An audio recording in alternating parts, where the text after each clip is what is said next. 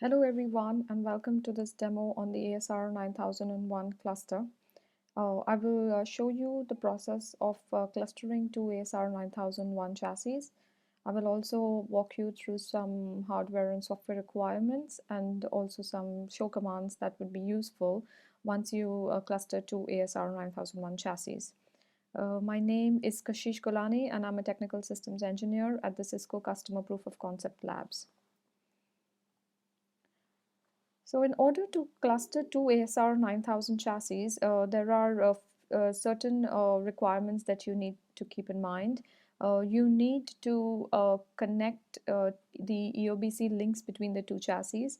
They are pretty much the links that will carry the control plane traffic, and they will be used for the synchronization between the two chassis. These are the special NV ports that you can find on the RSP440s. They only support 1 gigi Cisco optics, and currently there is only layer 1 transport that is supported for these EOBC links. The other links that you need to connect is the interact links. This is used to carry the data traffic between the two chassis. You need to have a minimum of 2 and a max, and you could have up to 16 links as interact links between the two chassis. There are implicitly bundled, so there will be load sharing between the two. They only support 10 gigi Cisco optics and layer 1 transport. The other links are the regular data links that you will use, and they could reside on the same line card as the interact links.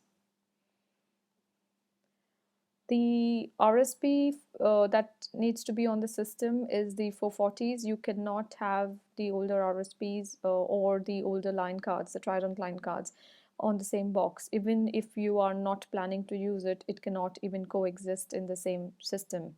If it is present, you will be unable to form the cluster. You need to have a cluster software license. The software version has to be 4.2.1 or above. Currently, we only support like-to-like chassis. Presently there is no support planned for mixed chassis support. For the 9006 and the 9010s, you need to have dual RSP per chassis. A single RSP per chassis is supported, but it is not recommended. Cisco is not it tells you not to use it because it's not recommended due to the lack of fabric redundancy on the physical chassis. There are certain limitations. The inter-chassis data link will not support any 40 gig or 100 gig. There is also on the inter-chassis data link, there is no QoS support. There is nothing that you can go and configure. So for these inter-chassis data links, you cannot configure any load balancing, you cannot configure any QoS. Everything is done implicitly for you. There is nothing that you can configure on these links. For the EOBC links, again, they are user configurable. There is they only plug and play. You cannot configure it or view it. Also, you have to keep in mind that if you want to convert two chassis into a cluster, there is currently no ISSU-like support. You need to have a downtime for around maybe more than 15 minutes for you to convert this two systems into a cluster. So this is how you need to connect the EOBC links. This is the 9001 chassis. So there is a single RSP and you have two NV ports on each chassis. You need to connect port 0 to port 0 and port 1 to port 1. And the interact links, again, you could use the built-in 10 gigi ports, and you need to have a minimum of 2 interact links. For the 9006 or the 9010, it's different because you have 2 RSP per chassis. So the way you connect the EOBC links is slightly different. So you need to keep in mind that they are connected in this way for them to form the cluster. So let me now demonstrate to you the process. And so I have this is my connection to two different chassis. This first one is called rack 0 and the other chassis here is called rack 1. The first thing you need to note is you need to check if they both are running the same software version.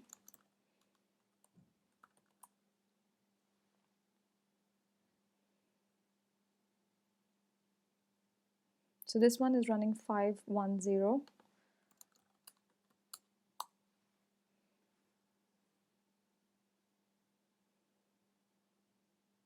This one is also running 510.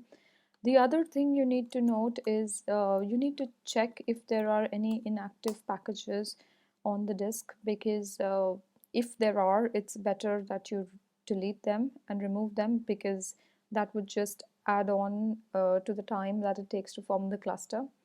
Because during the process, the rack 1 would try to will sync up all the packages from the rack 0 disk, and if you have a lot of inactive packages, it will take a longer time. So make sure you clean up your disk on rack 0 before you start this process in order to shorten the time to form the cluster.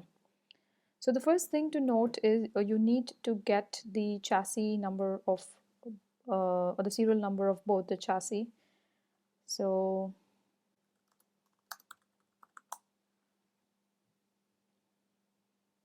for my rack 0, the serial number is this one.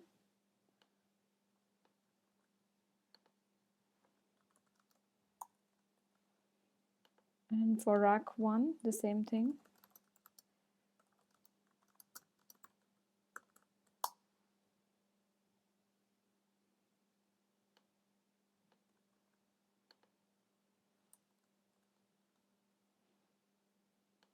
Once you've got the chassis, the serial number of both the chassis, the next thing you do is you need to bring the rack 1 to ROM on.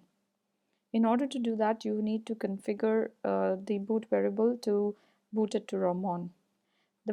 The one thing to note is take a backup of the rack 1 configs if you need, because once it forms the cluster, it's going to delete all its configs. It's going to delete its entire the contents of the disk, and it's going to copy the configurations and all the packages from the rack 0 disk. So you need to make sure you have a backup of all the configs if you need them later.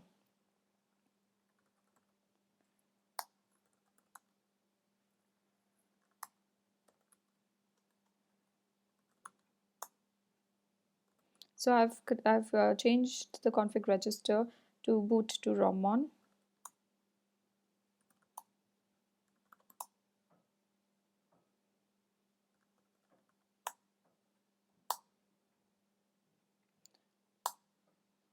And I have reloaded the box. So now it's going to fall down to the ROM on, and then we can start the process of forming the cluster. The one thing to note is the time. As you can see, it's around 11:37, so that's the time when we have started the process, and we can see how long it's going to take to form the cluster.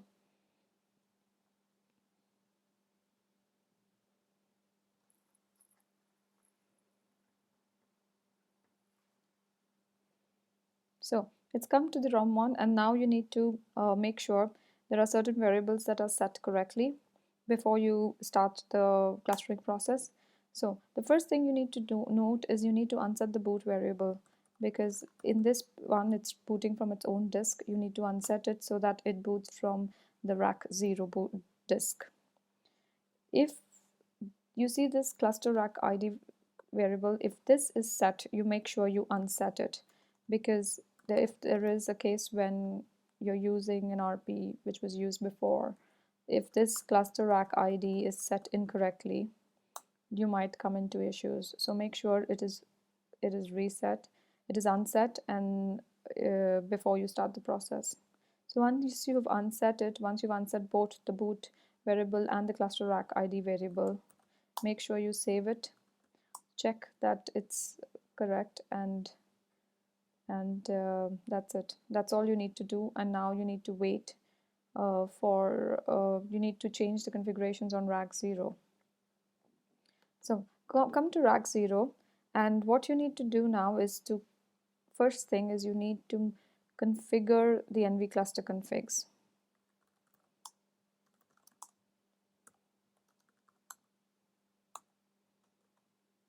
Numbers of both the racks. So you put the serial number of rack 0, what we had saved before, and specify that it is rack 0. Then you put the serial number of rack 1 and specify that it is rack 1 and commit it. Once you have done this, now you need to make sure you make the physical connection. So you need to physically connect the EOBC port of both the chassis.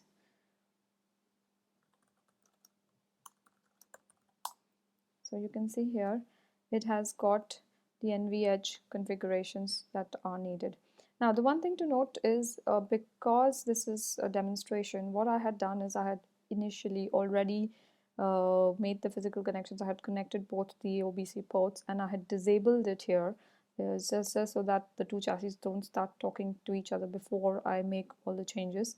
So now what I need to do is I need to go ahead and enable both these links so that they both become active and the chassis can talk to each other.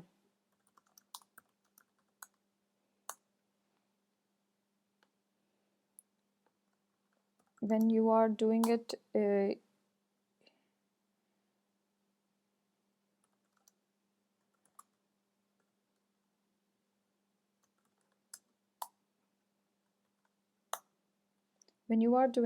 obviously will not disable it. You will just, after you've configured the NV edge commands, you need to go and go into your lab and make the physical connections between the EOBC ports.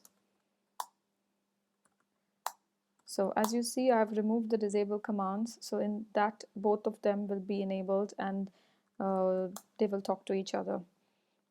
Once you've done that, now you need to go to your rack 1 and reset it.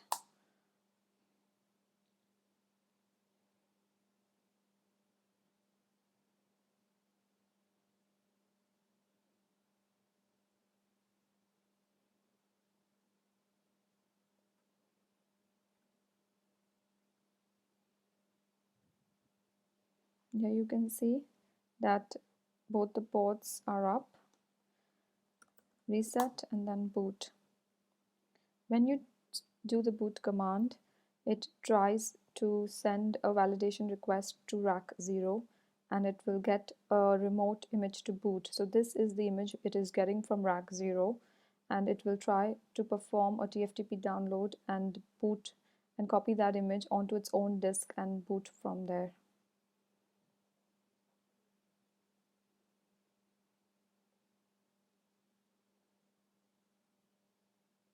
If you look at this, this is important. You need to make sure that it has received a response.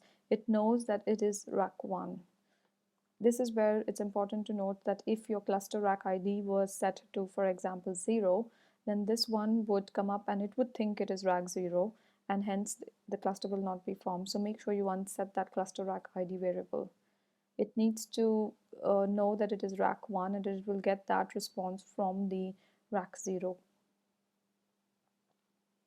So as you can see, it is receiving the image and it is once it's received the image, it will boot up from there.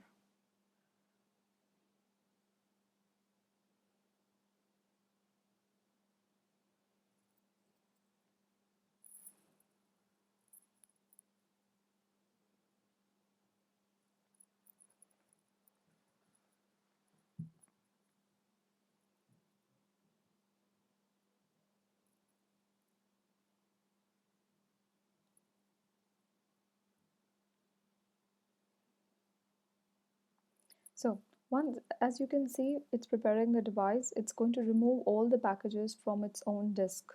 So this is where I said make sure if you need to copy some data from that disk, you need to remotely save it somewhere else because it's going to pretty much wipe all the contents of its disk and it's going to sync the disk of the rack 0.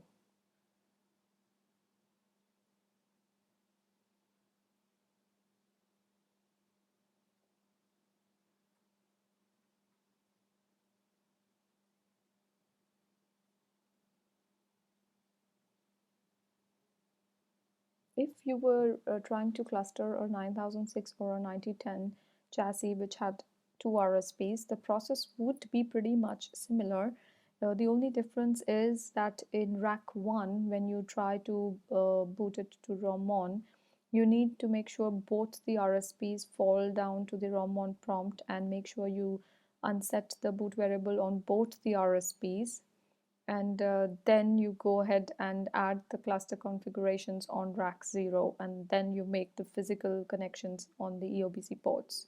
So that's the only difference. You need to make sure both the RPs in rack 1 they both are booted to ROM1 and all the variables are unset correctly. That's pretty much the only difference when you try to cluster a 9001 versus a 9006 or a 9010 chassis.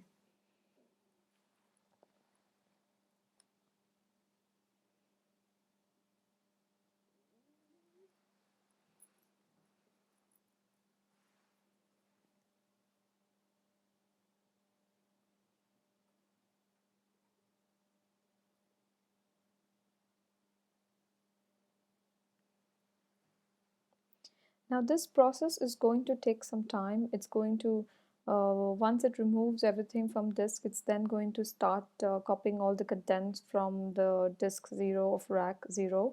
And what I'm going to do now is I'm going to pause this recording, and once this particular chassis boots up fine, I'm going to start the recording again, and then I will show you the logs from this point onwards. So I'll see you in a bit. Welcome back. We are now back to this rack 1. It is booted up fine. I'm going to show you exactly what happened before we left. So currently, as you can see, what we did was we had issued boot to the rack 1, and it performed a TFTP download. It received the disk 0 image, and then it removed all the files from its own boot flash and disk, and then it started the package sync. Here you can see it is syncing each and every package from rack 0. All of the packages are synced, and hence I had mentioned earlier that you need to make sure your inactive packages are removed, or else it will sync even the inactive packages to rack 1. If you can see, the time that we started this was approximately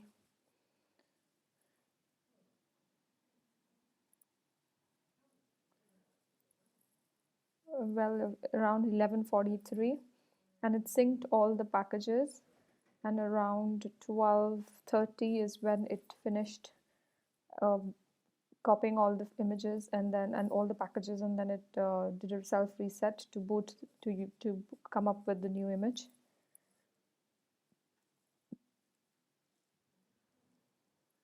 Here is where it gets reset, and then it boots up with the new image, and the cluster is formed, and the process pretty much got over around 12:32.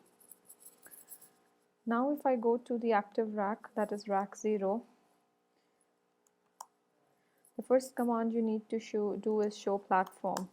This command will tell you whether both the racks and the RPs are in the correct state. So this is rack 0 RSP, and this is rack 1 RSP. As you can see, both are in the iOS XR run state.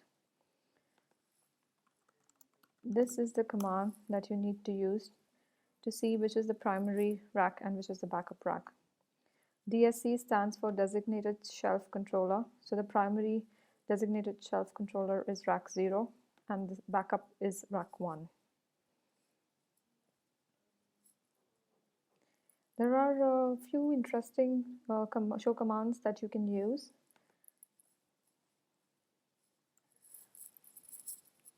For cluster function. So for the I interact links, you can use the show NVH data forwarding commands, and for the control plane links, you can use the show NVH control commands. So I will show you a few of those.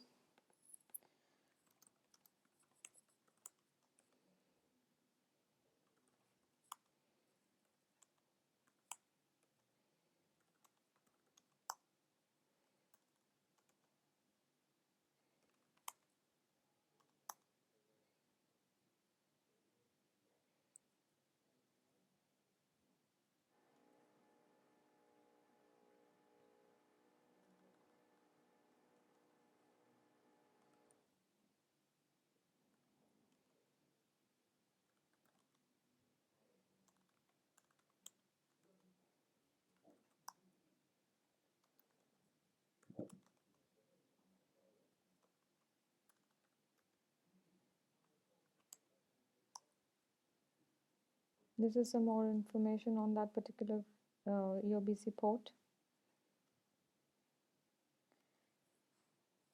Now, as you can see, the first command that I did, control link uh, protocols, this is the port 0 RSP0 connected to port 1 RSP0, and one of the ports is in up and the other one is down.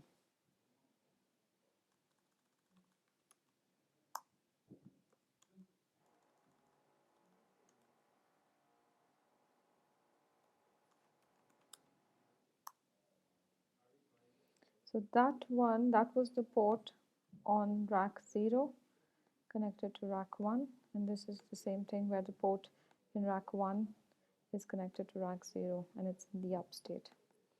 Now the next thing you have to do, you still have to configure the data plane link, the IRR inter-rack link. So in order to do that, you need to physically connect two ports, two 10 gigabit ports on in the chassis. So what I have done is I have physically connected 10 gig 0002 and 10 gig 0003. So now what I need to do is I need to specify them to be the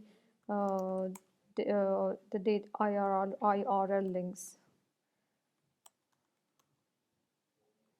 So in order to do that, you go to the particular interface and you configure nv-edge interface command, and that command will basically configure that interface as the interact link. You need to do that on both the chassis.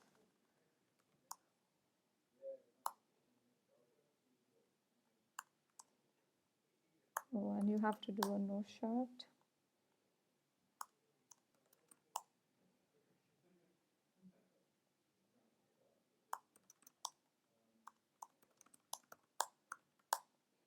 After you've done that, the interact links also come up. In order to verify, you do show nv-edge data interfaces, or you can do show nv-edge, I think, forwarding.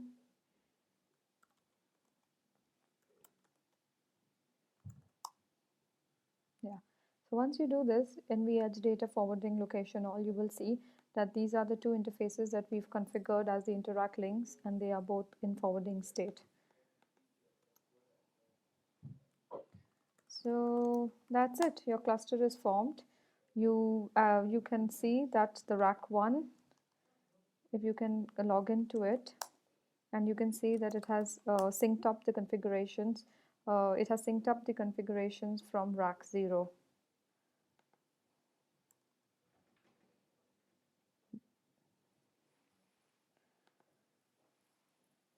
That's all I have for you for this demo. I hope you have found this demo useful. If you have any questions, feel free to subscribe to our Cisco CPOC Google Plus page, and then you can send us some comments. We also have a YouTube channel for Cisco CPOC, and feel free to subscribe to it, and you will be able to view a lot of similar demos on various Cisco technologies. Thanks for listening. Bye.